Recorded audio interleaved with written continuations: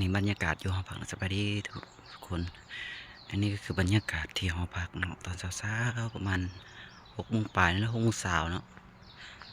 บรรยากาศของบ้านเขาโอ้สุดยอดเลยดีสุดยอดเลยต้นหมอกต้นไม้ก็พอดีกำลังปงยอดนะเขียวอมทุ่มอยู่อากาศบ้านเขาก็ไม่ได้หนาวนะพี่น้องก็ธรรมดาเลยแหละ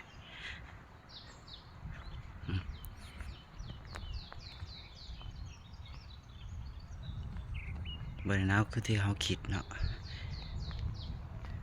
ก็เป็นเย็นสบายตอนเช้าเนาะน้ำชมวิวนี่หอพักที่พักอยู่นี่เนาะพี่น้องพักอยู่นี่แหละหอพัก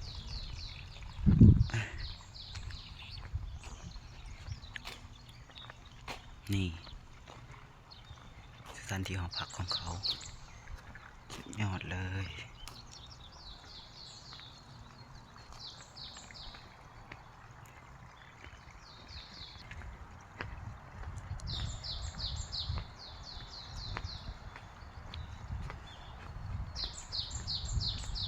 สุดยอดบรรยากาศ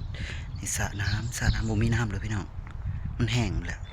เขาเป่งทิ่มหรือว่าจังไรมีน้ำนองมันยังถึงภูจะบอกเป่งน้ำใสนี่ต้นปอกต้นแปกบ้านเขาก็ปลูกแถว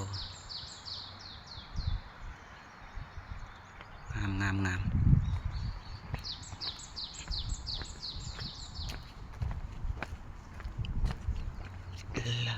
ซับ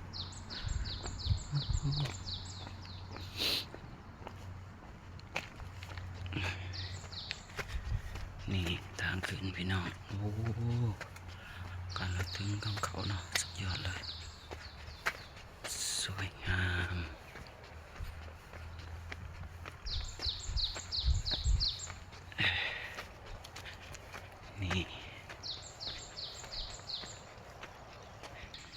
นี่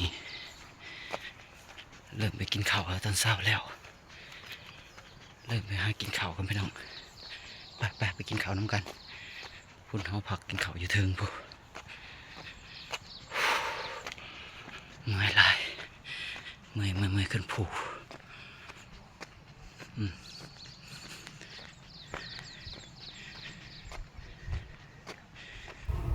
วิวขังลมงามพี่น้องผู้โอ้สุดยอดเลยสวยงามบรรยากาศตอนเช้าพี่น้องนี่อันนี้ก็คือหอพักไปกินข้าวกันเด้อพี่น้องเด้อเนี่ยมาฮอนนี้คลิปของเราก็จะสิ้นสุดลงแล้วอย่าลืมกดไลค์กด Subscribe เพื่อเป็นกำลังใจในการให้คลิปตอนต่อไปในเด้อพี่น้องเด้อ